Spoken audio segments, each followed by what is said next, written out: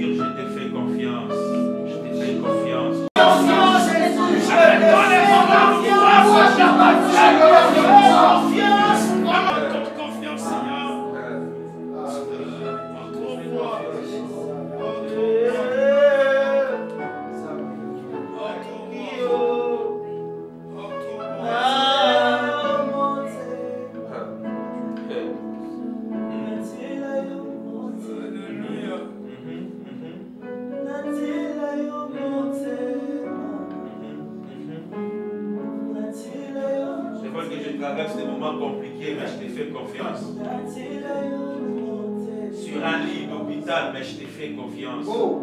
J'ai confiance en toi. Malade, mais je te fais confiance. J'ai confiance en toi.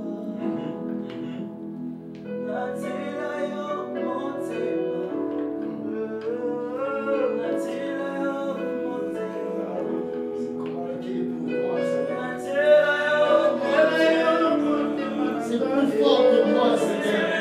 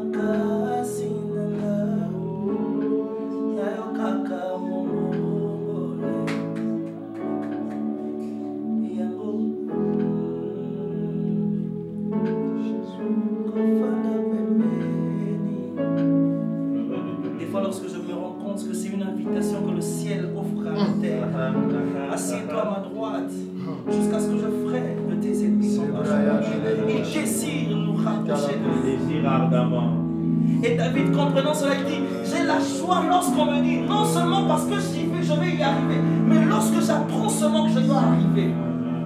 Lorsqu'on me dit allons dans la maison de l'Éternel, je suis dans la joie. Telle est notre joie ce matin. Demeurer dans ta présence.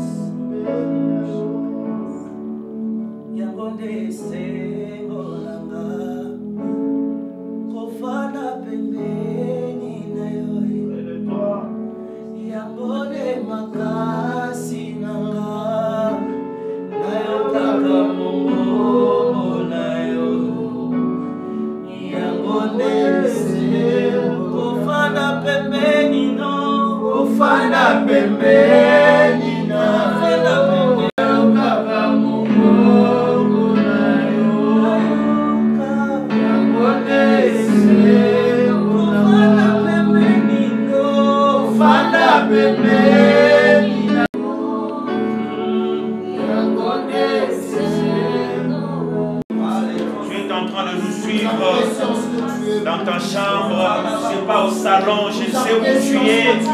Pendant ces moments de confinement, je t'invite, joins-toi à nous et célèbre le Seigneur, célèbre le Seigneur, célèbre le Dieu qui te donne la vie journée, le Dieu qui te donne le pain matinal, la nourriture, le Dieu qui prend soin de toi avec ta famille.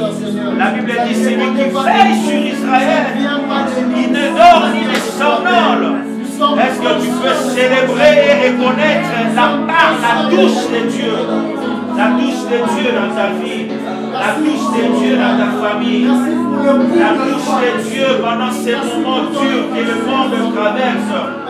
Reconnais la touche de Dieu, l'amour, la grâce de Dieu. Dis-le-lui, Koumama, Koumama, Koumama, Koumama, Koumama, Koumama.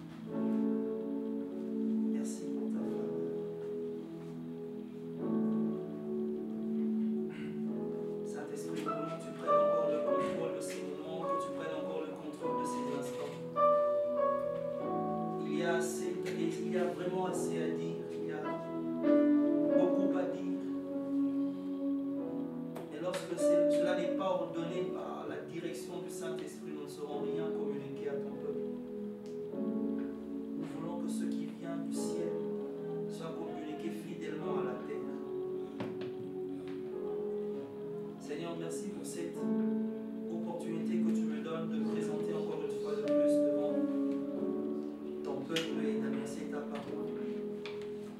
À la fois c'est un privilège et à la fois c'est une responsabilité. Je sens, Éternel, le poids de ces lourdes charges, d'apporter quelque chose qui ne vient pas de moi, qui n'émane pas de mon intelligence ni de ma maîtrise, mais qui vient du ciel. Laisse que ton peuple soit béni au nom de Jésus. Amen. Acclamons le Seigneur.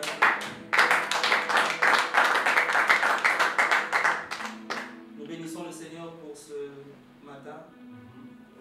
Nous rendons grâce à Dieu. Nous avons commencé à donner un enseignement depuis dimanche passé où nous étions en train de parler du confinement, à la fois du confinement, à la fois du Covid, mais à la lumière des Écritures.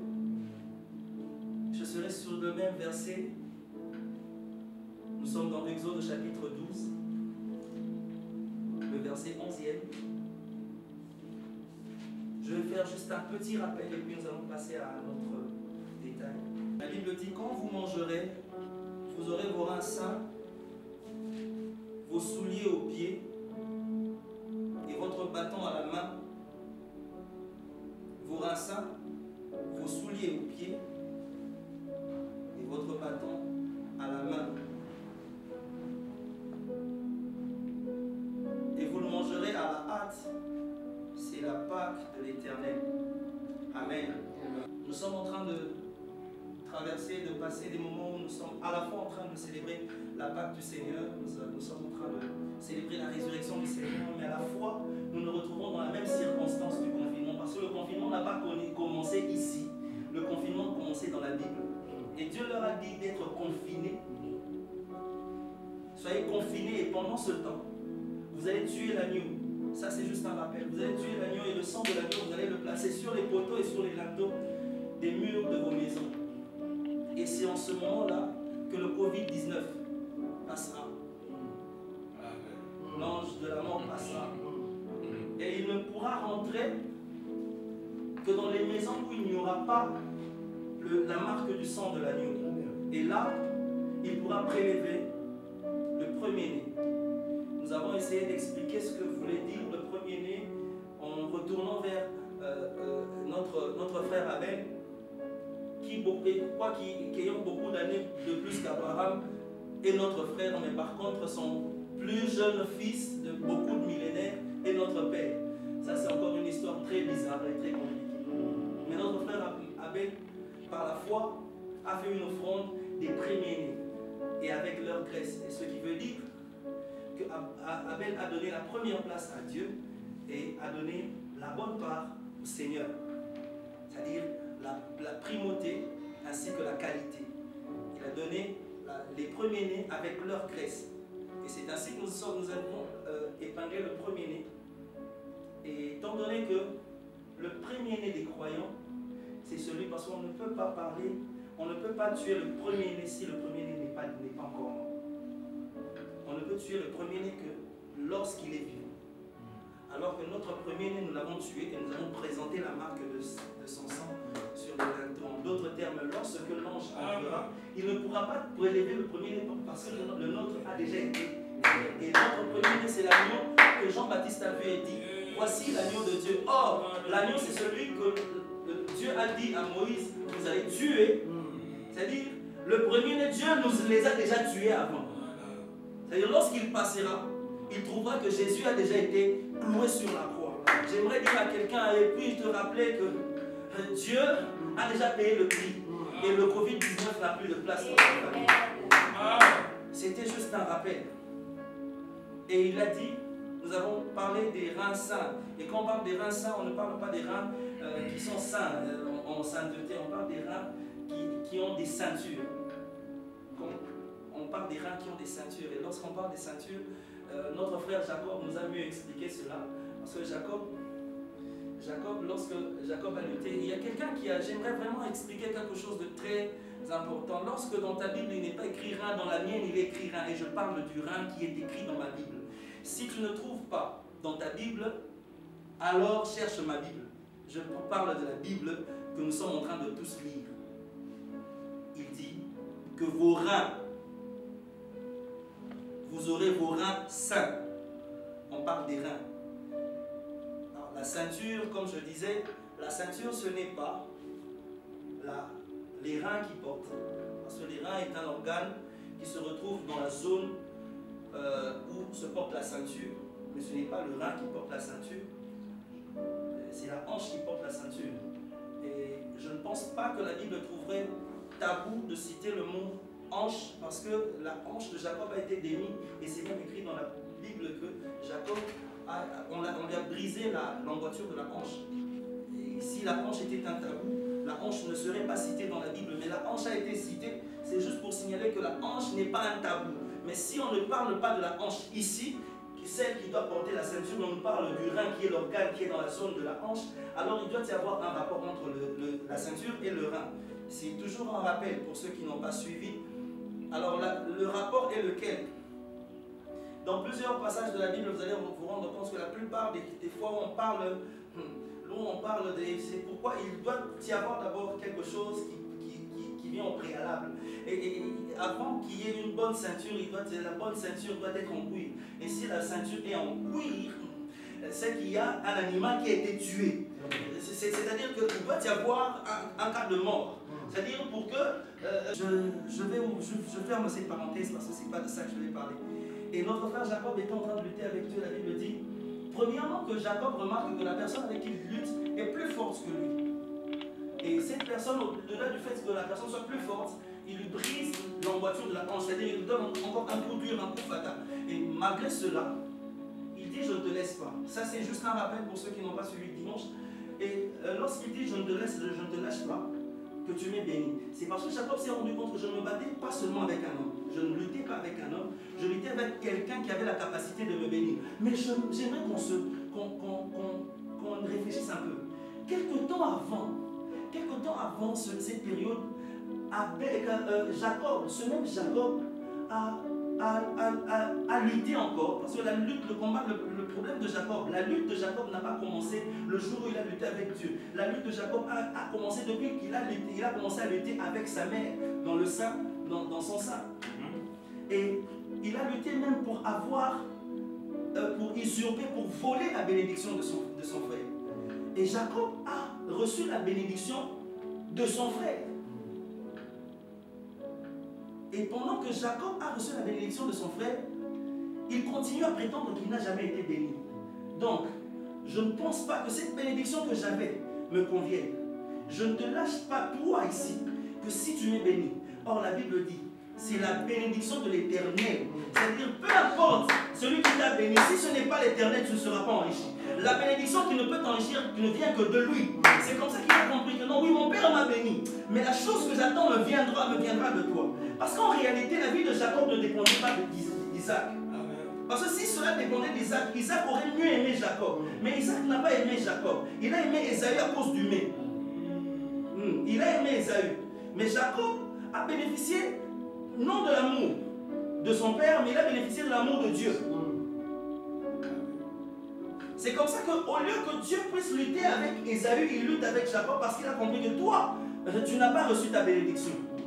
Tu as reçu la bénédiction de l'autre. Et c'est comme ça que tout ce que tu fais, ce n'est pas toi qui gagne, c'est l'autre qui est en train de gagner. Et c'est comme ça que le jour où Jacob et Ésaü se rencontrent, il lui dit, garde tout ce que tu as, je suis dans l'abondance. Mais Jacob, toi tu avais reçu la bénédiction, pourquoi toi tu n'es pas dans cette abondance? C'est ton frère qui n'a pas été béni qui a l'abondance, c'est parce que tu te promenais avec la bénédiction de l'autre.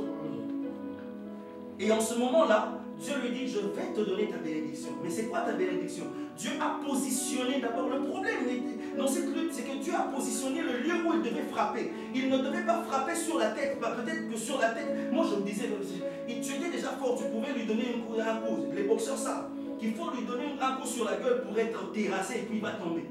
Mais il ne frappe pas sur la tête, il frappe sur la hanche. Et l'emboîture de la hanche de Jacob est démise. Et Éphésiens chapitre 6 au verset 14, la Bible dit, tenez donc ferme, ayez à vos reins la vérité pour ceinture. La vérité pour ceinture. Il ne dit pas ayez la ceinture pour vérité. C'est important. Ayez la vérité pour ceinture. Bon, si tout le monde doit avoir une ceinture, en d'autres termes, Jacob ne peut pas porter de ceinture parce que la hanche qui porte la ceinture a été démise. Alors, c'est quoi la bénédiction de Dieu? J'essaie d'évaluer. La bénédiction d'Isaac, il dit que Dieu te donne la rosée du ciel et le sel de la terre, et la graisse de la terre. Et puis c'est tout. Mais Dieu lui dit, quel est ton nom? Ah, Dieu. Tu vois cette question-là? On lui a posé il y a 21 ans passés. Quel est ton nom? Il a dit, je suis Ésaü. Et c'est là que je comprends que la bénédiction que tu avais n'était pas la tienne. C'était la bénédiction d'Ésaü. Parce que le nom que tu avais présenté n'était pas le tien. Quel est ton nom? Il dit, je suis Jacob. Ah, petit. Ma soeur a dit, ah, parce qu'en réalité, c'était ça le nom que je connaissais. Je connaissais ce nom-là. Alors je ne pouvais pas changer ce nom tant que je n'avais pas vu l'exactitude du nom. Je ne peux changer de nom que si c'est vrai. Alors le nom que tu me donnes, c'est vraiment toi. Ton nom c'est Jacob. Alors voilà. Qu'est-ce qu'il faudra que je fasse? Alors il faut que je brise le faux pour mettre le vrai. C'est comme ça qu'il dit, ton nom ne sera plus Jacob, on t'appellera Israël. Ah d'accord. 400 ans plus tard, Dieu rencontre Moïse dans le buisson avant, il dit, je suis le Dieu d'Abraham, le Dieu d'Isaac, le Dieu de Jacob. Ah Dieu, il y a 400 ans, tu as changé ce nom, tu l'as appelé Israël. Mais pourquoi tu l'appelles aujourd'hui Jacob? Non, le problème n'était pas l'appellation. À l'origine, lorsque la maman de Jacob était enceinte, la Bible dit que les enfants se heurtaient. Elle alla consulter l'Éternel. L'Éternel lui dit, tu n'as pas des enfants, tu as des nations. En réalité, Jacob, c'était le nom de l'individu. Mais alors, il fallait que je te donne le nom de la prophétie. Parce que Dieu avait déjà parlé que tu n'es pas une personne, tu es une nation. Alors, dorénavant, on t'appellera Israël. Je ne t'ai pas changé d'appellation. On va t'appeler Jacob, mais en réalité, tu représentes une nation. Dorénavant, tu es Israël. Jacob est le nom de l'individu. Israël est le nom d'une nation. C'était notre sujet du dimanche passé. Et la Bible dit, vous mangerez, quand vous mangerez, vous aurez vos reins sains. Et c'est de là qu'on parlait de tout ça. Aujourd'hui, nous allons seulement ouvrir sur les souliers aux pieds et les bâtons à la main. Les souliers aux pieds et les bâtons à la main. Vous allez vous rendre compte que c'est tout un monde assez compliqué. C'est vrai que les souliers aux pieds viennent avant. Les bâtons à la main viennent après. J'aimerais parler des bâtons avant de parler des souliers parce que juste après les souliers, nous devrons partir. Mais parlons d'abord des bâtons à la main. La Bible dit votre bâton à la main. Le bâton était important pour un voyageur. Le voyageur devait être muni d'un bâton. Ça lui permettait de gravir les échelons montagneuses, rocailleuses. Et le bâton servait aussi de quelque chose dans le livre de Psaume au chapitre 23.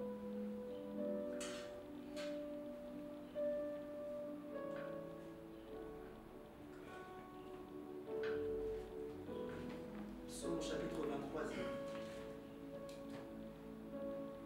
Il dit, quand je marche dans la vallée de l'ombre de la mort, quand je marche dans la vallée de l'ombre de la mort, là il y a une marche.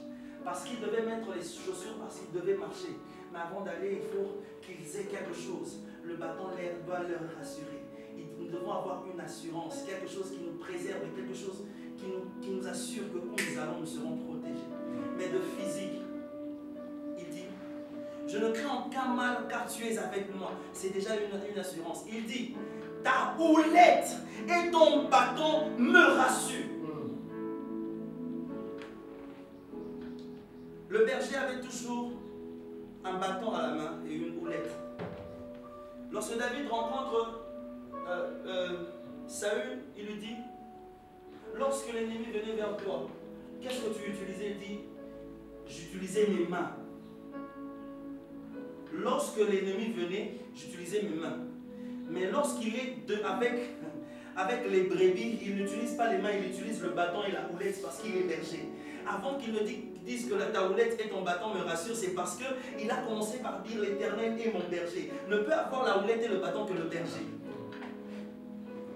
Et la houlette sert de ramener la brebis avec douceur lorsqu'elle est égarée. La houlette est un bâton qui a un crochet. Et il utilise le crochet pour le ramener. Mais le bâton sert à frapper la brebis.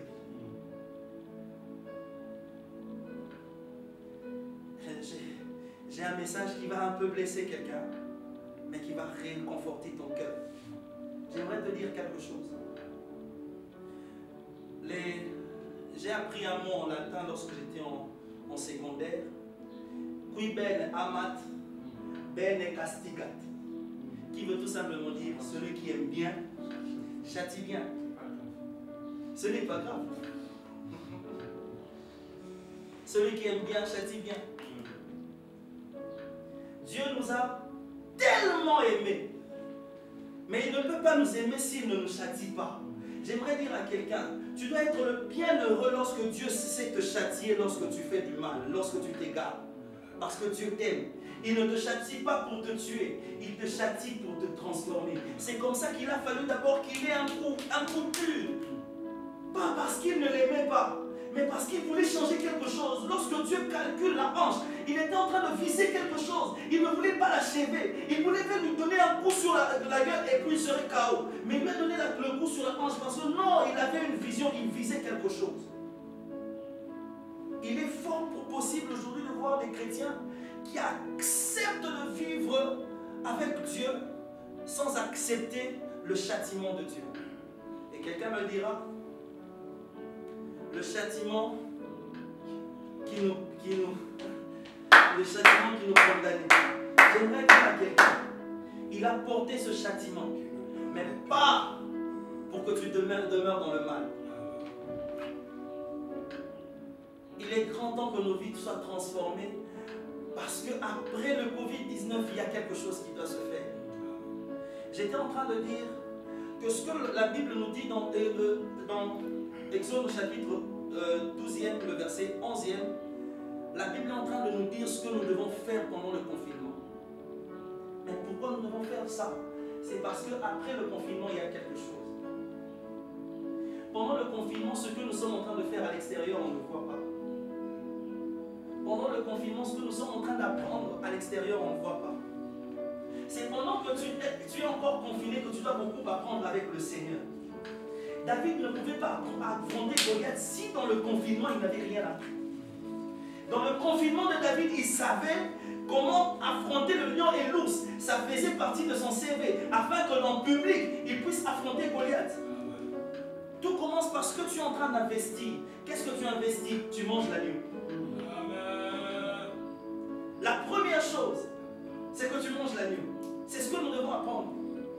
Mais au-delà du fait que nous mangeons l'agneau, nous nous préparons. Parce que lorsqu'il dit, vous mangerez à la hâte, c'est que nous sommes en train de nous préparer pour une sortie. Nous devons avoir l'enthousiasme de la sortie. Car la Bible dit, la création attend avec un ardent désir la révélation des fils de Dieu. Nous sommes arrivés au temps où nous devons montrer au monde que nous sommes des véritables enfants de Dieu et que les choses doivent se faire selon ce que Dieu veut que la terre subisse. Il a fallu que quelqu'un vienne de nulle part. On n'a même pas cherché à savoir d'où il venait, quel était son nom, quelle était sa généalogie. Mais il est venu, il est sorti de nulle part. Il a dit, il n'y aura ni pluie ni rosée. C'est seulement parce qu'il avait Dieu. Il a pu savoir comment se cacher, comment se confiner pour chercher la face de Dieu.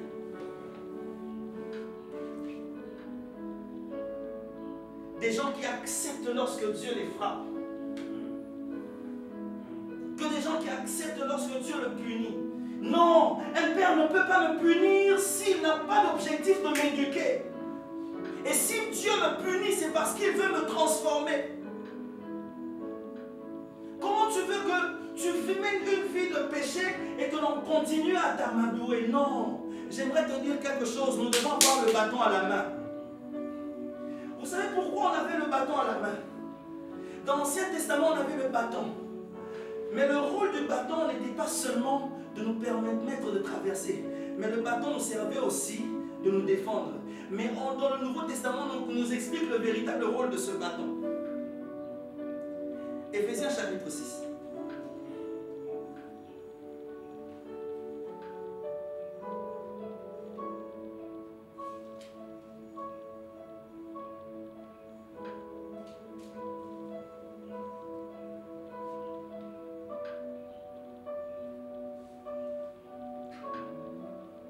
Là, il touche même aux chaussures de vos pieds.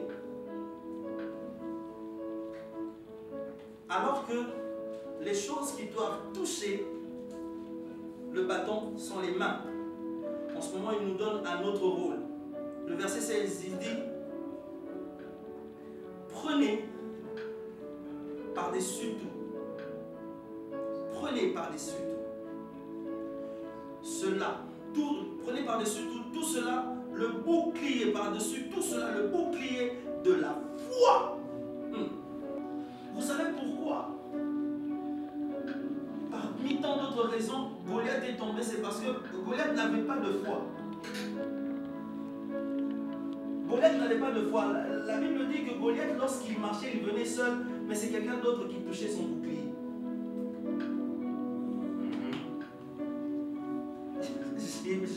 Je ne voudrais pas parler de tout ça en ce moment. Mais quelqu'un d'autre tient ta foi. Non, j'aimerais dire à quelqu'un que tu ne crois pas en Dieu seulement parce que quelqu'un d'autre témoigne. Il y a un moment où Jésus pose la question, qu'est-ce que les gens disent de moi? Oui, les autres témoignent. Mais il ne s'arrête pas là, il dit, mais vous, qu'est-ce que vous dites? C'est-à-dire qu'il y a une dimension où on ne peut plus seulement attendre les témoignages des autres. Nous sommes arrivés au temps où nous sommes les propres témoins de ce que Jésus va faire. C'est nous qui allons témoigner. Nous n'allons plus parler de ce que les autres ont vécu. Il est grand temps que nous puissions expérimenter. Nous ne pouvons expérimenter qu'en étant dans le confinement. Amen. C'est dans le confinement qu'on arrive à rechercher la face de l'Éternel. Et lorsque Élie est venu, il a parlé. Après avoir parlé, Dieu lui dit, retourne te confiner. Cache-toi.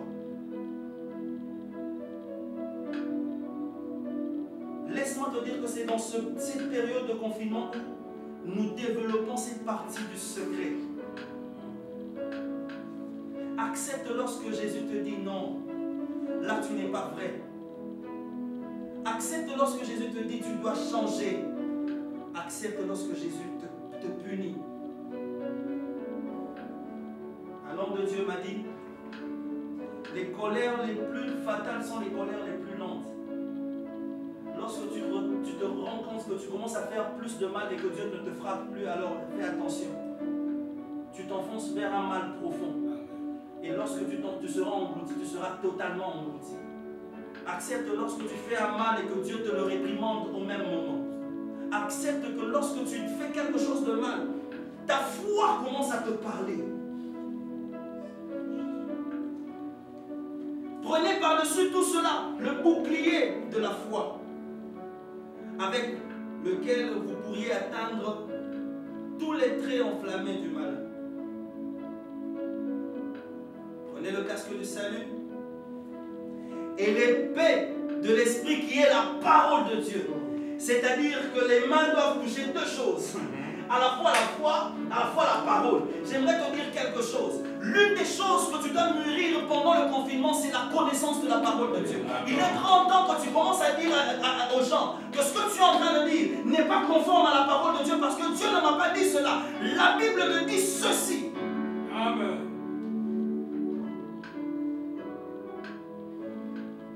Pendant le confinement, l'une des choses que nous devons faire, c'est d'avoir notre bâton à la main. Dieu ne peut te frapper qu'avec sa parole. Lorsqu'il veut te frapper, il te ramène. Il te rappelle que sa parole est écrite ceci. Et tu es en train de vivre selon sa parole. J'aimerais te dire ceci, bien-aimé.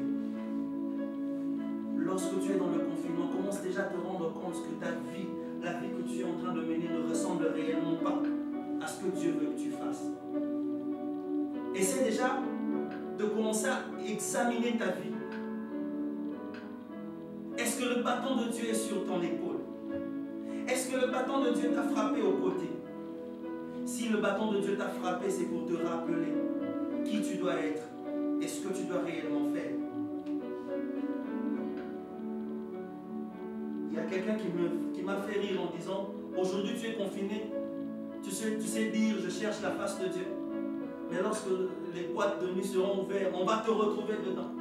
Il est grand temps que tu te rappelles que c'est Dieu qui est en train de te protéger. Vous savez combien de millions sont morts en ce moment? Et Dieu ne veut pas que tu puisses mourir pour que tu te rendes compte que ta vie doit changer. Le bâton de Dieu sur ton épaule. Le bâton de Dieu sur tes côtés. Le bâton de Dieu doit te rappeler que tu es enfant de Dieu. J'aimerais te dire quelque chose. Peut-être que je vais m'arrêter là. Et nous allons continuer le dimanche prochain avec ce même message. Nous avons beaucoup à dire au sujet du bâton. Là, j'aimerais seulement nous rappeler que le bâton nous sert aussi d'épée de l'esprit. L'épée n'est pas qu'une arme offensive. Parce que l'épée est une arme à la fois offensive et défensive. C'est un couteau à double tranchant. Et pour mieux tenir l'épée, il faut savoir. Il faut apprendre à tenir l'épée. De peur que cette épée ne puisse te blesser. La parole de Dieu a besoin de l'esprit. Afin que tu puisses comprendre. Et c'est l'esprit qui renforce notre foi.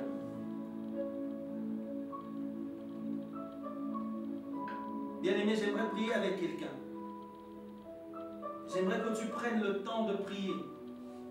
Il est grand temps que tu commences à te lever et que tu comprennes que tu as passé beaucoup de temps. Comment tu peux passer beaucoup de temps dans les réseaux sociaux et tu ne veux pas passer du temps dans la parole de Dieu?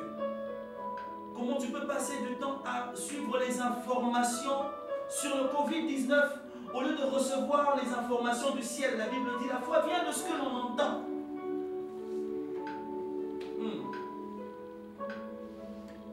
Et vous savez ce qui se passe avec la foi, c'est que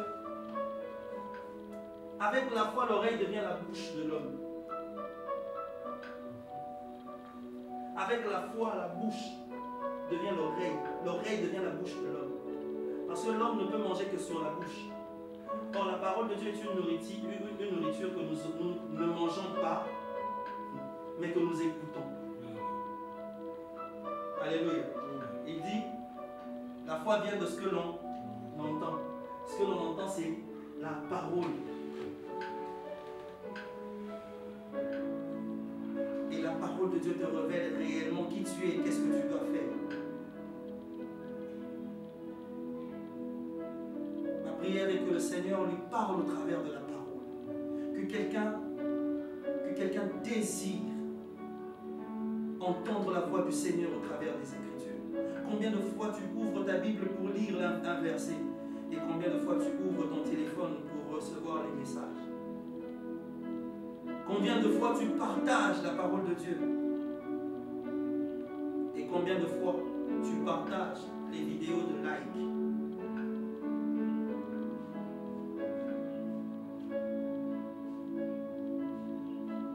Pendant le voyage, nous avons besoin de deux choses en main. Nous avons besoin de la foi et nous avons besoin de l'épée, qui est la parole de Dieu. J'aimerais que quelqu'un prie avec moi ce matin et qu'il demande à Dieu, Seigneur, renforce ma foi. Ma foi est ébranlable en ce moment parce que je ne me suis pas donné entièrement. Mais j'aimerais que dorénavant, que ma vie tout entière t'appartienne.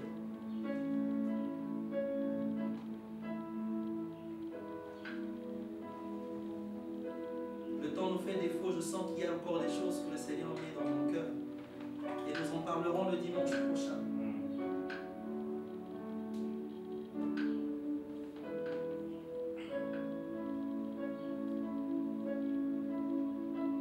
Que quelqu'un élève sa voix et rende grâce à Dieu pour ce message.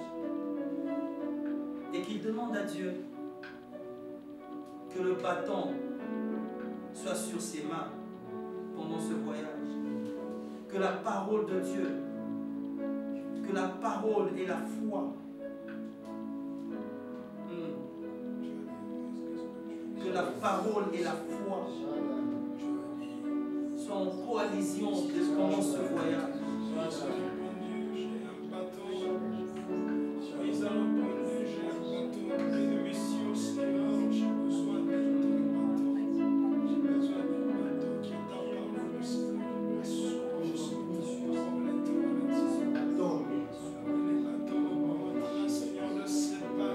J'aimerais te dire quelque chose.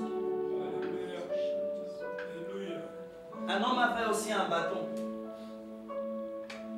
Alors il a fallu qu'on puisse choisir un sacrificateur. Ainsi Dieu a demandé à ce que chacun d'eux apporte son bâton, parce qu'il était de la coutume d'avoir toujours un bâton pendant le voyage. Et de le placer dans le sein des saints.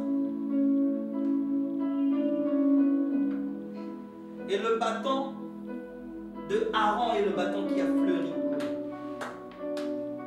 J'aimerais que quelqu'un prie, qu'il demande à Dieu que lorsqu'il se renforce, lorsqu'il se renferme dans sa présence, que le Seigneur rajoute des capacités afin qu'il soit choisi. Que le Seigneur rajoute les compétences afin que les gens ne doutent plus de ton choix. Il y a des gens qui sont en train d'hésiter et ne pensent vraiment pas que le Seigneur peut te choisir toi. Dis à Dieu qu'il te renferme dans sa présence afin qu'il n'y ait pas de doute lorsque tu parleras. Même si tu ne parles pas, que les œuvres de ton bâton produisent des fruits. Que ce que Dieu fera dans ta vie commence à faire parler les gens. On ne peut plus parler, on ne peut plus discuter parce qu'il y a quelque chose qui différencie. On ne peut plus discuter parce que quelque chose différencie. Pendant un moment, Dieu lui-même va parler. Il va avoir ceux qui sont choisis, qui en sachent d'abord.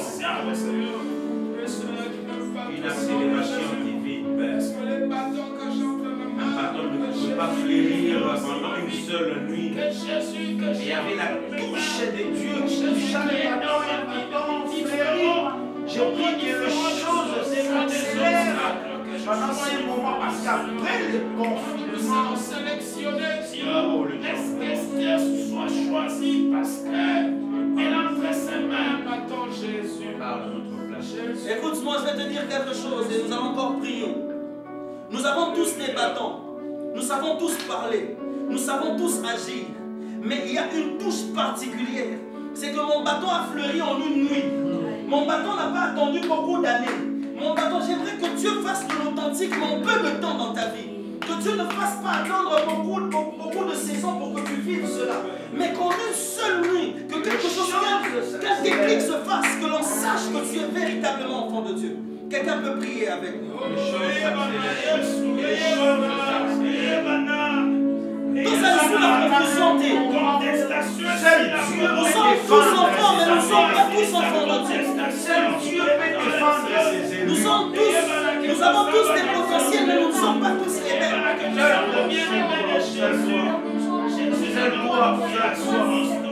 Nous traversons le moment où les gens ne reconnaissent. Il est temps que Dieu qualifie quelqu'un. Dieu est en train de nous qualifier. Nous créons une distinction où l'on sache, où l'on saura que nous ne sommes pas les mêmes. Pendant une seule nuit, et à cause de la touche divine, le bâton fleuri, que ta touche soit remarquable. Que l'on n'attende pas de saison, que l'on n'attende pas de période. Toutes ces choses, parce qu'Anna est grand, Seigneur. Est-ce qu'il y a quelqu'un de Mangou et Yabana, Seigneur, que nous avons Jésus, que nous avons Jésus, que nous avons Jésus. Dans Dieu, c'est notre course, Seigneur. J'appelle l'homme de Dieu, le frère Jeff, il va nous bénir, il va déclarer des choses. Et cependant, j'aimerais que tu dises merci à Dieu pour ces instants passés dans sa présence. Élève ta voix et prie.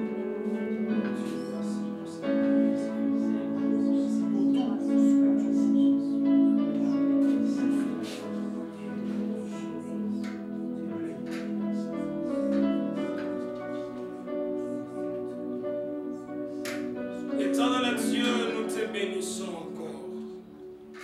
Merci pour cette parole.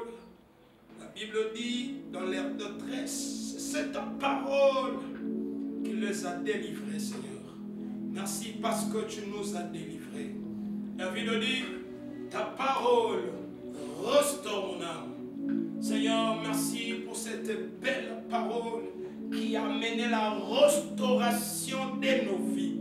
Je te bénis, Seigneur, parce que entre nos mains, tu as demandé à Moïse, qu'est-ce que tu as entre tes mains?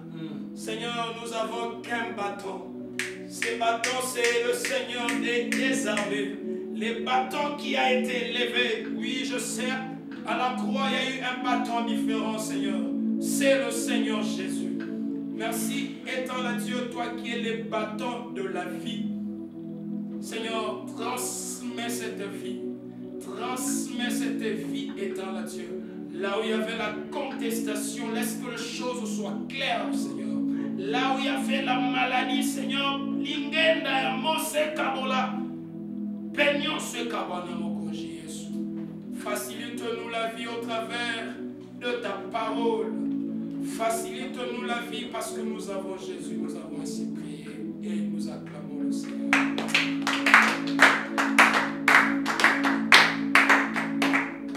Que Dieu vous bénisse. Rendez-vous le dimanche prochain pour nos cultes, nos lives. Nous bénissons toute personne présente aujourd'hui. Tu as été là, que le Seigneur te bénisse. Toi qui es malade, crois encore que nous avons reçu un nom au-dessus de tous les noms, c'est le nom de Jésus.